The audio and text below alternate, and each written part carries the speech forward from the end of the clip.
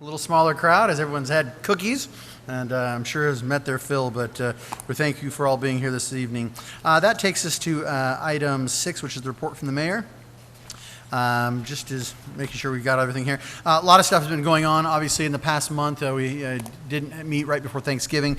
As you know or may not know, Apex broke ground right shortly after the last city council meeting, and that's a big deal. If you've been down 238, you can see that. Drove down there today. They probably have 30 tractors running almost 24/7 to get that thing up and running, so it's pretty impressive.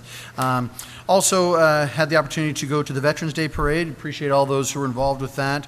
Also had the opportunity to host the Boy Scouts here. Took them on a tour of City Hall, talked to them a little bit about what we do.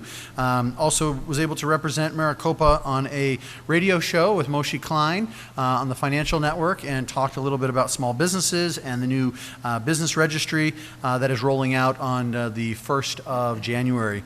So that was an exciting time. Also got to sit in a dunk tank. It wasn't too cold out quite yet, and so Santa Rosa Elementary had me out to sit in a dunk tank, and those kids are vicious, man. They will take you down, I tell you what. Yeah, spent some time in the water, so that was fun.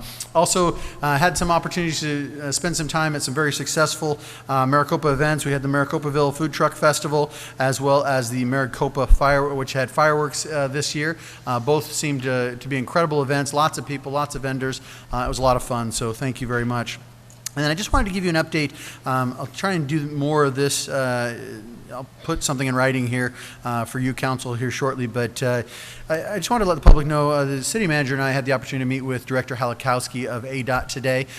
We talked about a whole host of issues. All the ones that come to your minds also came to ours, and so we talked a lot about them. We talked about signage, talked about additional DPS controls, talked about safety corridors. There are challenges at each one of these steps. You probably saw the new ADOT DPS fee. The reason for that fee is because of the fact that DPS doesn't have enough money to sustain itself, and so they don't have enough personnel, they don't have enough equipment, and so what happens is every year the cities have their amounts that are supposed to stay at the city to repair roads. It's called HERF, Highway User Revenue Funds, and those are swept by the state to help pay for DPS. So the fee actually goes to pay for DPS so that they can stop stealing money from the cities so that you can have your roads paved. And so that's kind of what the reality is. But we also talked about the safety corridors, how that work. Again, I talked about signage. We also talked to them. We've been in discussions with them for some time. We'd had faults in years past, both on the city fault as well as ADOT fault, but we have a commitment from the director to help work with us on coming forward with a city monument sign along with 347. So that's a big step in the right direction. We're excited to see where that goes. We also talked about, you may remember the 5-hour ordeal that transpired in August, where we had a manure truck overturned right at the city limits. We cleaned it up, but according to hazmat rules, we have to wait for an ADOT hazmat team to come out and then check it. So basically, people waited in a one lane line all the way back to the Queen Creek exit, and it was a 5-hour delay. So now we have permission. We're working on IGAs and other things. We have permission from ADOT to work towards finding a way in which we can have that authority. So when we tell them with our hazmat it's clean, that they don't have to come out, and we can get the scene cleaned up much quicker, much faster, and therefore get traffic flowing again.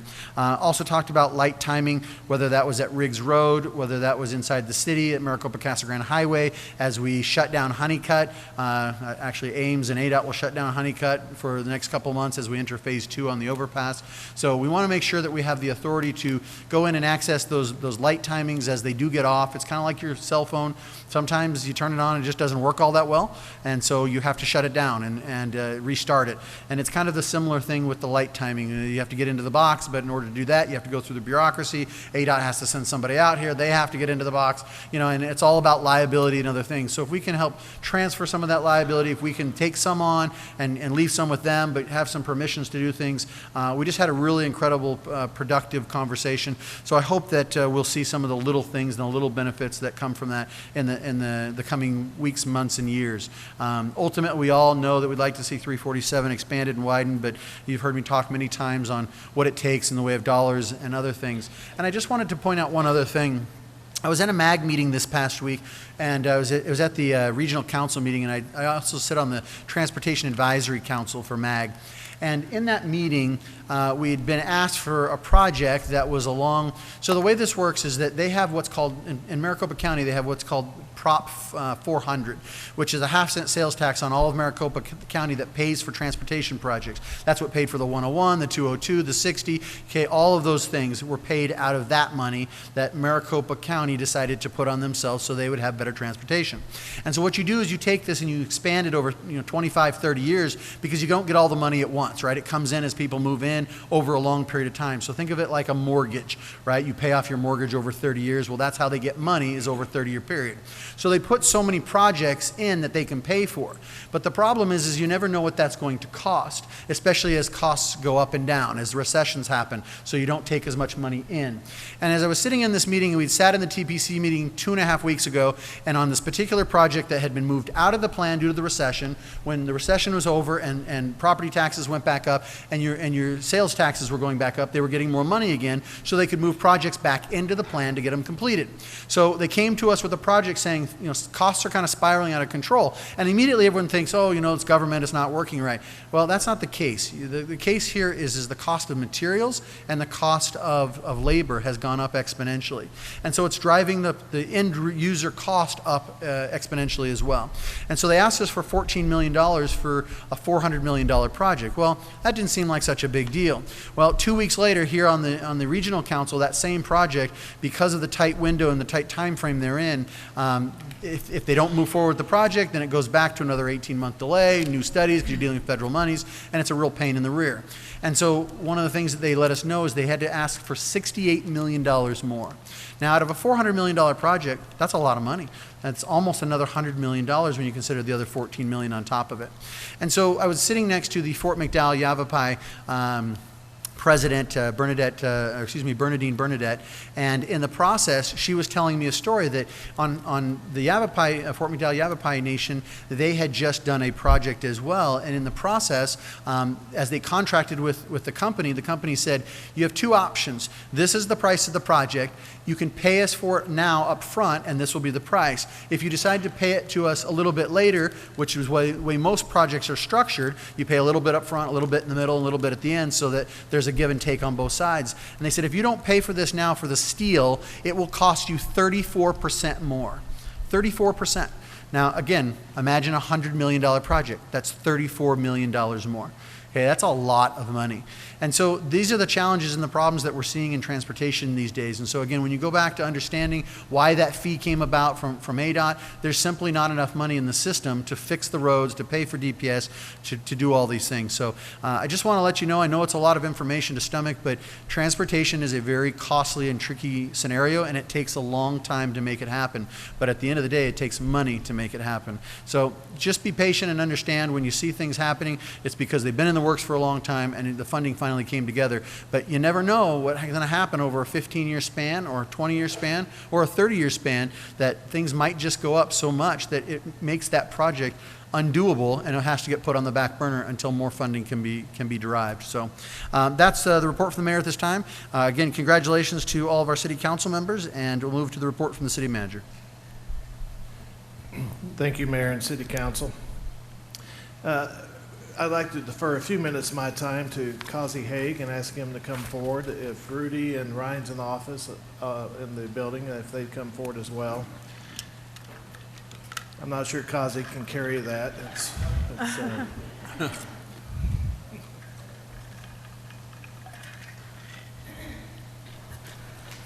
Honorable Mayor, Member of Council, good evening.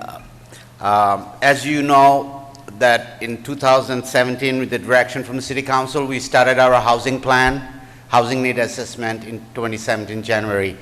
And it took almost 18 months, but after starting that, we had a very comprehensive look at our housing need assessment, what was the problem we have, our housing diversity, housing stock. And this policy document that was eventually adopted by the council in the end of early this year in May, came out to be one of the best known plan, and it was recognized by the state of Arizona American Planning Association. So this is one of the plaque we received for the housing needs assessment and housing plan. And this is on behalf of City of Maricopa citizens and the council. I'd like to present it to you. Thank you.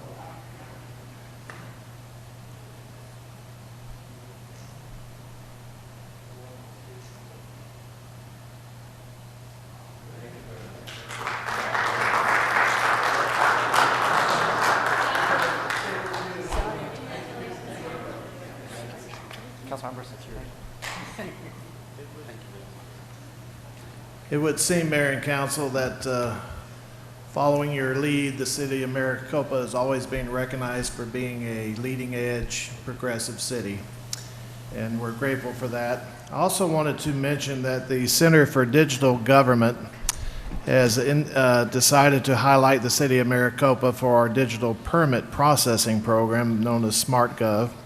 And I'd like to extend kudos to Robert and Duran for their efforts along with the team. That will come out in their monthly publication. So again, leading edge, getting the name out there, and we're very grateful. A couple of facts for the audience, because the council is aware of this. You know, it's been a very busy year. In short, we have issued now over 950 single-family permits this year. We will break the 1,000 mark plus before we hit the end of the year. We anticipate over 1,500 new building permits for next year. For comparison, we issued 347 in 2015, 508 in 2016, 797 in 2017. So progressive and moving forward. And as we've talked to a lot of our builders who are coming back in and a lot of the projects that have been sitting dormant for a number of years, we asked them, why now? And you expect to hear, well, it's the economy improving or all these type of things, but what they've actually said is because we now believe that the quality of life is such that people want to come here for that purpose. And that, again, is kudos to our mayor and council for their visionary leadership, for pulling, making the hard choices to do things like Copper Sky was mentioned, the new community college, the workout at Auction and the parks and all those things that have really added to the quality of life. So people now coming here because it's a choice based on quality of life, not because they get housing that's a little less expensive. So I think that's exciting. And from that, we're beginning to see a lot of commercial activity. And I think we'll have a lot of fun announcements over the year as it comes forward. I was going to take a moment and talk to you a little bit about the Pinal County Eloy Maricopa Stanfield Basin Study, which is part of the Pinal Partnership. But it turns out they asked if they can come to our next meeting and do a formal presentation, so I will not steal their thunder and let them come and do that. And with that, Mayor and Council, I just would like to publicly thank our Vice Mayor as well. You know, I've worked in a number of cities and hundreds of councils. You know, in my interview process, to see this council telling jokes, having fun, getting serious when it's time to do business, I can't think of a better place to work, and thank you for your kind welcome, Madam Vice Mayor. Thank you, Council.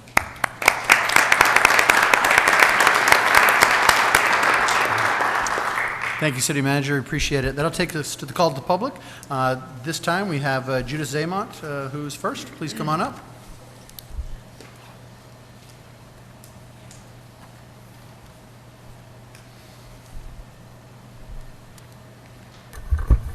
Is this on? Yes. Mayor Price, City Council members, officials, and neighbors.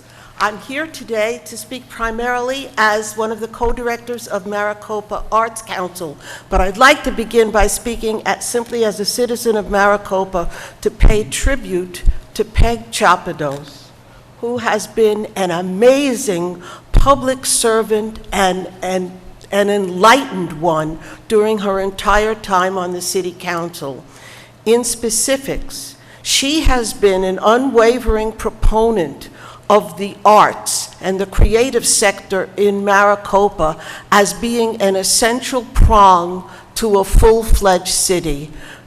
During her very first year on the City Council term, in the spring of 2013, when the creative sector presented to Mayor Price a petition signed by 106 artists requesting that the City Council institute a commission on the arts for the city, and was told in discussion at that meeting that that might happen in 2015. Well, it didn't happen in 2015, and it took Peg Chopados getting behind the idea of the arts as really being an essential component of a full-fledged city to put into place, finally, in the middle of this year, a standing city committee on the arts. Peg, every creative person in this city owes you a tremendous debt for all you've done, and specifically for us in the arts.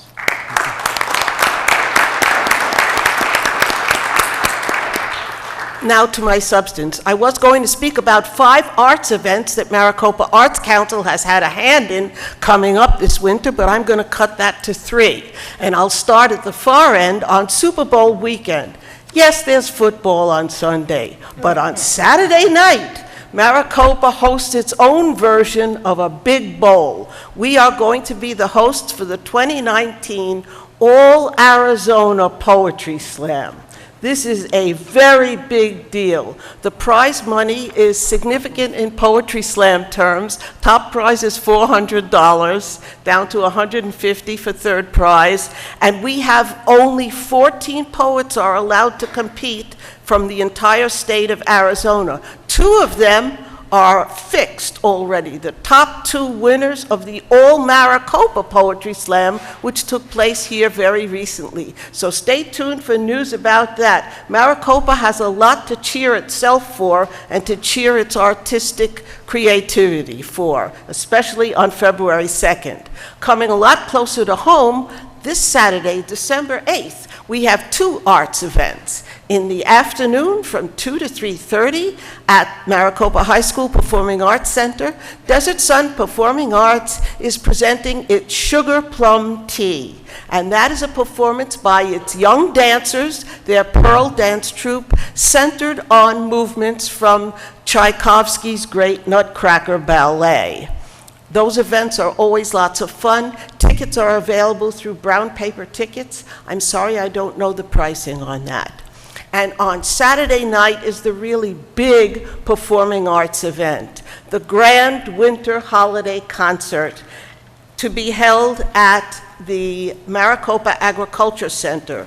There's an article about it in this week's Maricopa Monitor on page 3, so I'm not going to say too much about it except to brag because it's my own organization, Maricopa Music Circle Chamber Orchestra, now in its 10th year in this city, performing everywhere because we are a movable feast. And for this event, we're doing lots of special things. We have as guest artists the Maricopa Chorus Carolers, who are going to sing several numbers, including one with the orchestra, and the soloists from the Onyx Dance Company, which is the professional company associated with Desert Sun Performing Arts. The great novelist Victor Hugo once wrote, music expresses that which cannot be said and which cannot remain silent. And we in the world of performing arts know this full well.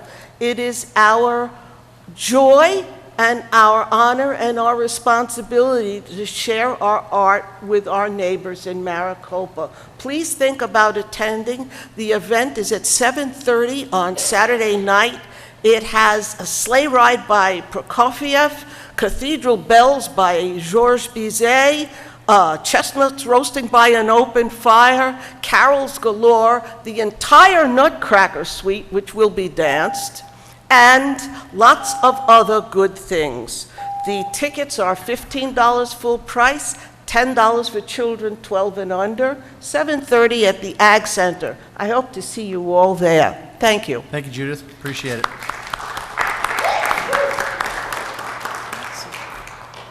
Shelley Gillespie, come on up.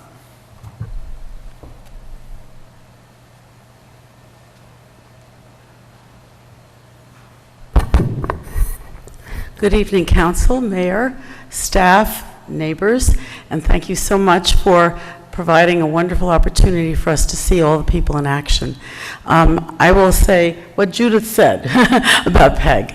I've known Peg for probably 10 years or more, and she's always been there for the community in many capacities, so we'll miss her. I'm on the Arts Committee as well, as you probably all know, and we're doing amazing things with a core of 7 people. It's just phenomenal, and we'll be having our strategic planning meeting on Thursday. But I'm up here again to talk about our arts project, which is Copa Shorts Film Fest. And we have some wonderful things happening with it. Everything from an ASU intern who's produced a 30-second spot that's just delightful, with jumping and electrifying, synchronized with the music, and films that are the best we've ever had. We've had films judged by several judges, or reviewers, who have given them 10s out of 10. I mean, this is unheard of. So we have wonderful films. I don't know if it'll be as great as the political film that you like so much, Mayor, but we have some really fabulous films that are going to please a lot of people, both the people who've done them who are local and further afield, and it's just a fabulous kind of feeling about what we're doing. So I want to invite you all, say February 23rd and 24th. 24th will be right here, February, and we're going to have very active involvement from the high school and other people in the community, and it's just a wonderful project that we're bringing the community together with. So join us and be ready to share a wonderful time with your neighbors and your friends. Thank you very much. Copa Thanks, Shorts Shelley. Film Fest. Appreciate it.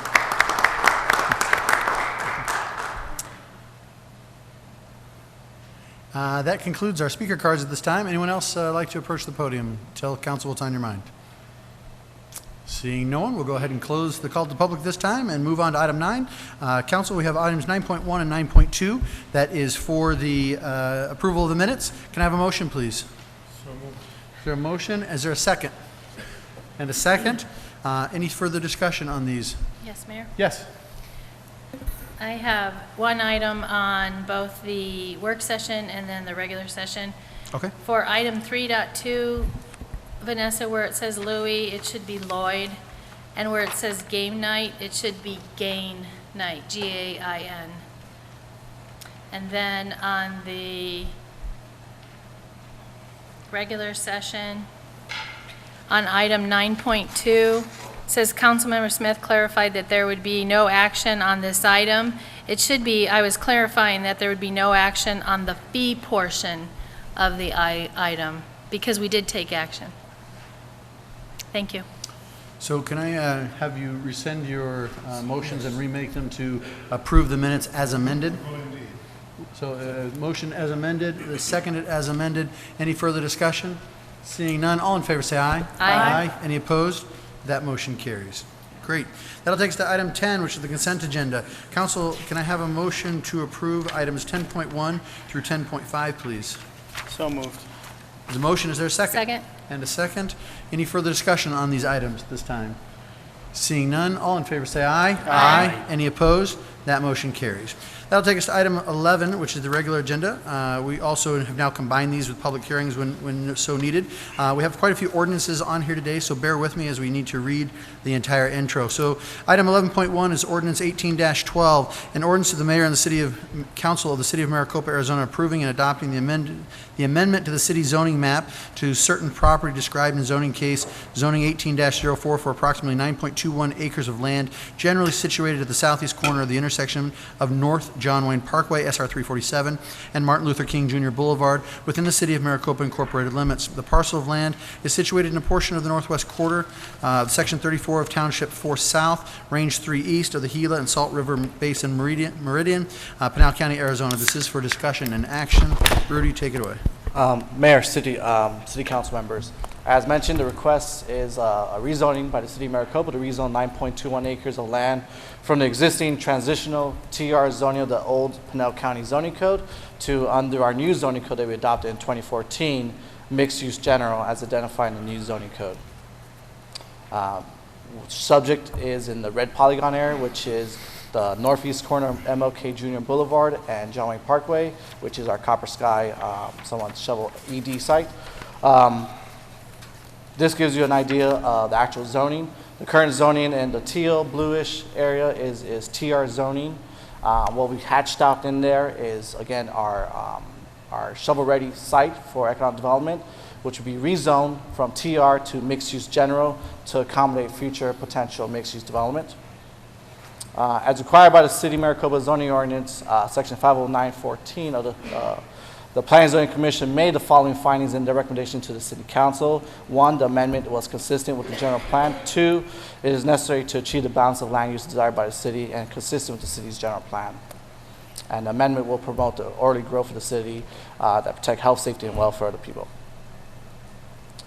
With that, Planning and Zoning Commission recommended approval of the zone change request, case number ZON 18-04, subject to conditions of approval stated in the staff report and as amended by the P&Z Commission.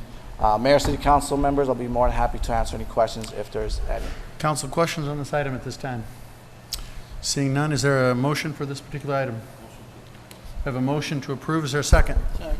A second. Any further discussion on this item? Seeing none, we'll move to a roll call. Councilmember Smith? Yes. Councilmember Wade? Yes. Councilmember Vitiello? Yes. Councilmember Brown? Yes. Councilmember Manfredi? Yes. Councilwoman Gussie? Yes. Mayor Price? Yes. Motion passes. Great, thank you. Thank you. Item 11.2, thank you, Rudy. Ordinance 18-13, an ordinance of the Mayor and City Council of the City of Maricopa approving and adopting an amendment to the city's zoning map to zone certain property described in zoning case Zone 18-02 for approximately 20 acres of land generally located south of the southeastern corner of Bolin Road and Hartman Road within the City of Maricopa Incorporated limits.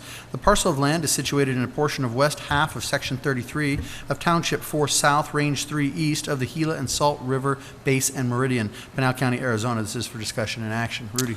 Mayor, City Council members, this is a request by EPS Group on behalf of Marabella Homes to rezone 20 acres of land from the existing general rural, former City of Maricopa's Pinal County zoning code to medium density residential, which is RS5 as identified in our 2014 zoning code. Just to give you an idea of where this is at in regards to the actual development process, this is a proposed residential development.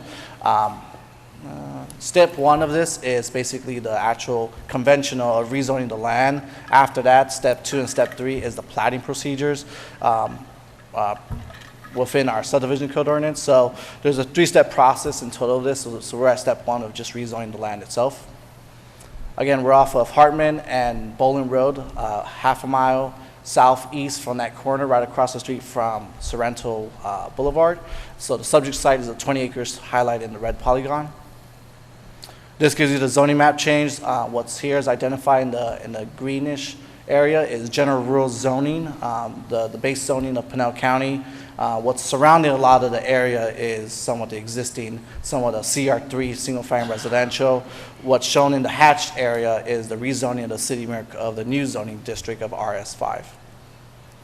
As required again by the City of Maricopa Zoning Code, the Planning and Zoning Commission made the following findings in their recommendation to the City Council. The amendment is consistent with the general plan, necessary to achieve the balance as desired by the city, consistent with the general plan, and will promote orderly growth for the protection, protect public health, safety, and welfare of the people. With that, the Planning and Zoning Commission recommends approval of zone change request ZON 1802, subject to the condition as amended by the P&Z Commission. Mayor, council members will be more than happy to answer any questions, if Council any. questions this time? Seeing none, is there a motion? We have a motion. Is there a second? Second. Second? So we have a motion and a second. Any further discussion on this item? Seeing none, can we move to a roll call, please? Councilmember Manfredi? Yes. Councilmember Wade? Yes. Councilmember Smith? Yes. Councilmember Vitiello? Yes. Councilwoman Gussie? Yes. Councilmember Brown? Yes. Mayor Price? Yes. Motion passes. Great, thank you very much. Thank you. Item 11.3, Ordinance 18-15, an ordinance of the Mayor and City Council of the City of Maricopa, Arizona, approving and adopting an amendment to the city's zoning map to zone certain property described in zoning case zoning 18-03 for approximately 50 acres of land generally located southwest of the intersection of West Cowtown Road and North White and Parker Road within the City of Maricopa Incorporated limits. This parcel of land is situated in a portion of Section 6 and Section 7 of Township 5 South, Range 4 East, and of the Gila and Salt River Basin Meridian, Pinal County, Arizona. This is for discussion and action. Kazi. Thank you, Honorable Mayor, Member Council. Again, in the interest of time, I'll be very brief. This is a parcel located over right next to the ethanol plant over on Maricopa Casa Grande Highway, south of and west of the existing ethanol plant. It's about approximately 50 acres. Basically, the physical hard zoning is already in place. It's been in place since 2008-9. So they're not changing any hard zoning. All we are trying to do over here is to change from the old zoning that we still have, the designation like CI2, and converting it to our current zoning standard designation of GI, General Industrial. So it's pretty much apple to apple change. We had to do this because, as you recall, earlier in June, we came to you and asked for a conditional use permit for the height variance.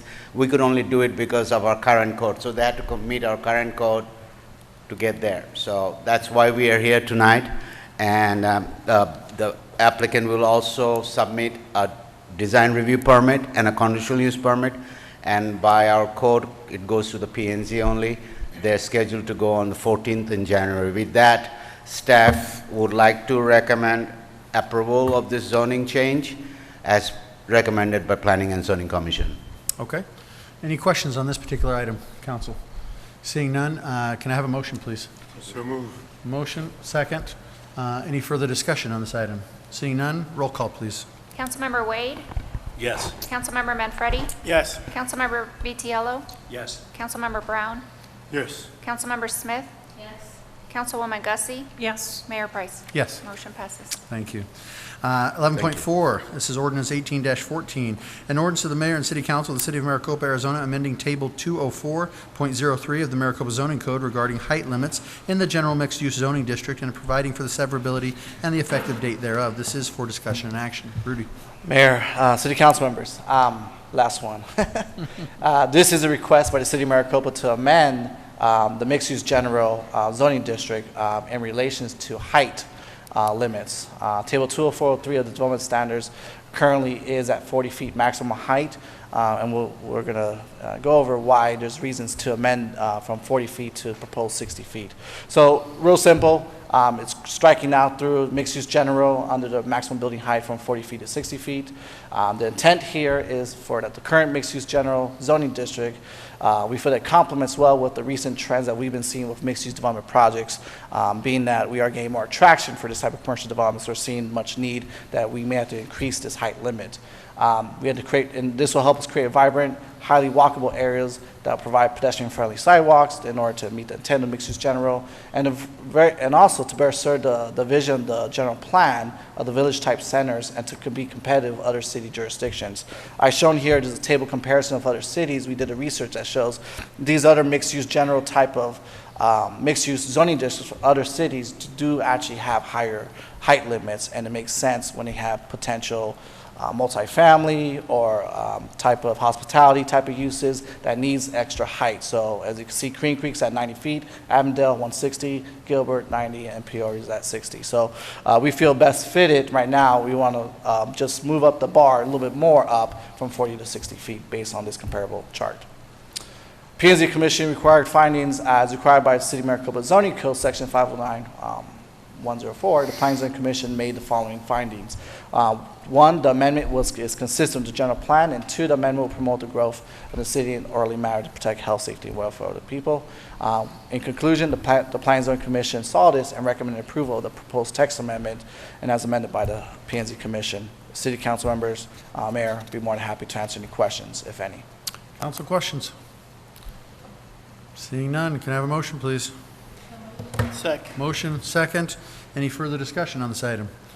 Seeing none, roll call, please. Councilmember Vitiello, Yes. Councilmember Brown, Yes. Councilmember Wade, Yes. Councilmember Gussie, Yes.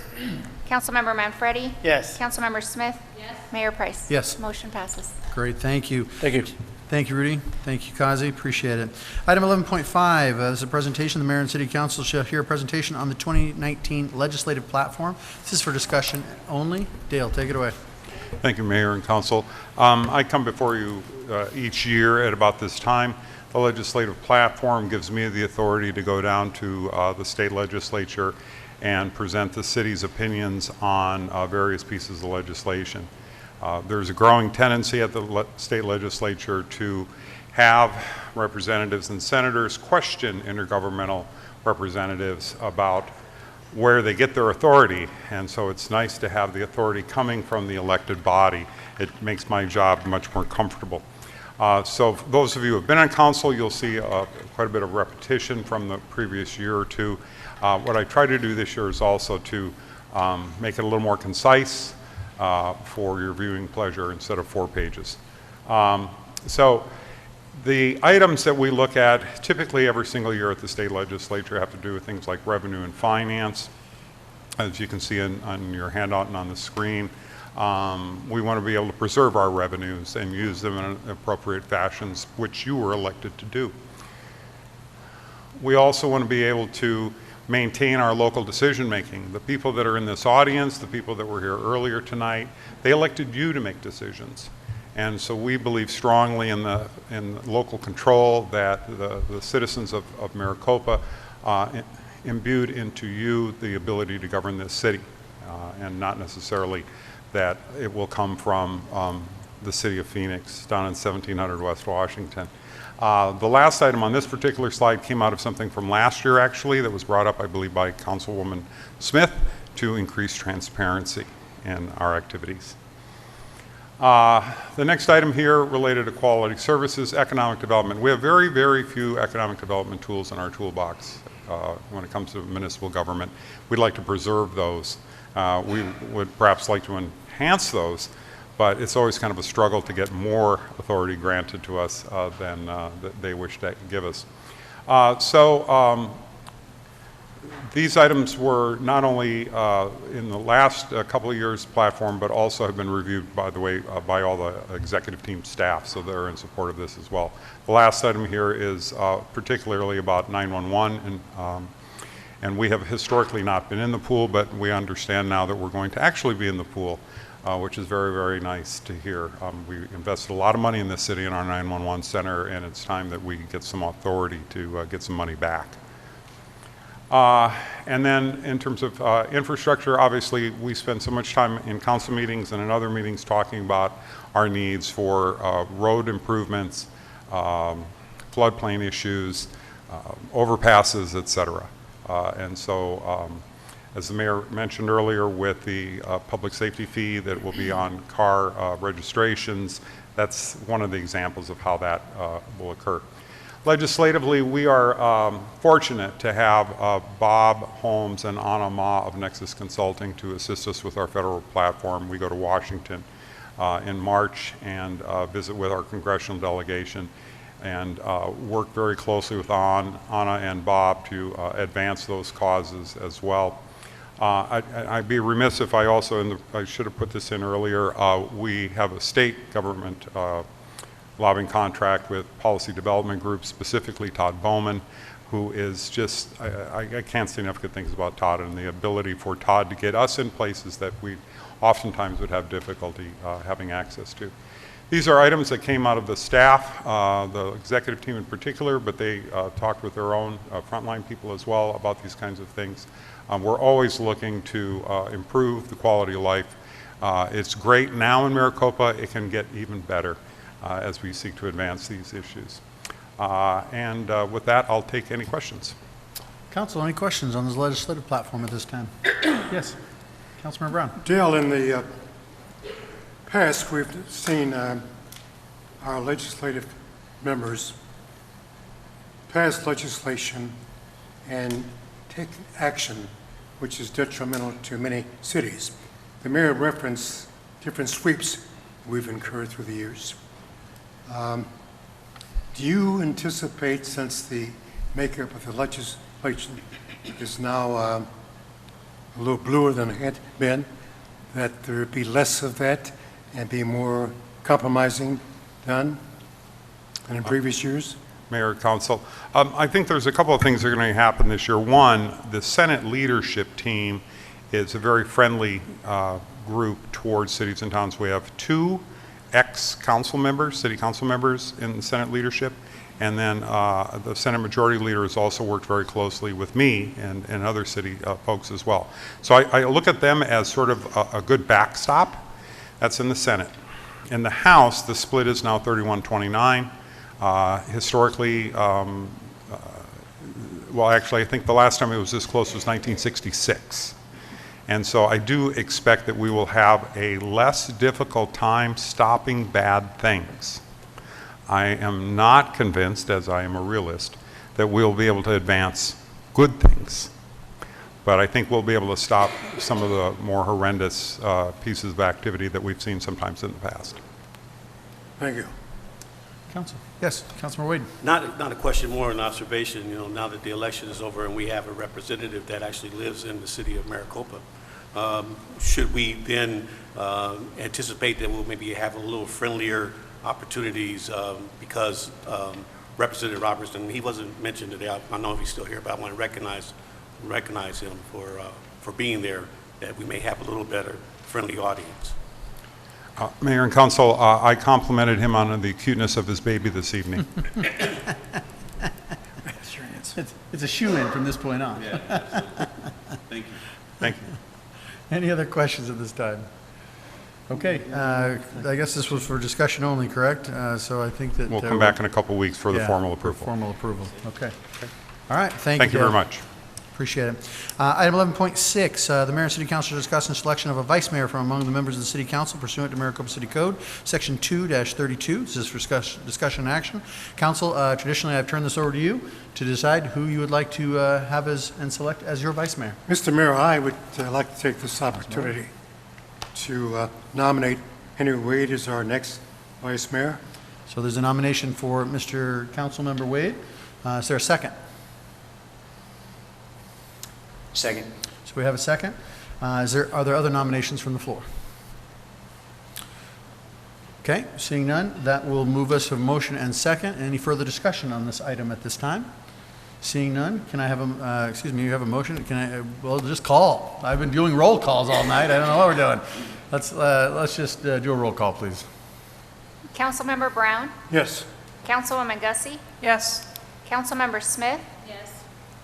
Councilmember Wade? Yes. Councilmember Vitiello? Yes. Councilmember Manfredi? Yes. Mayor Price? Yes. Motion passes. All right, congratulations, Vice Mayor. Appreciate it.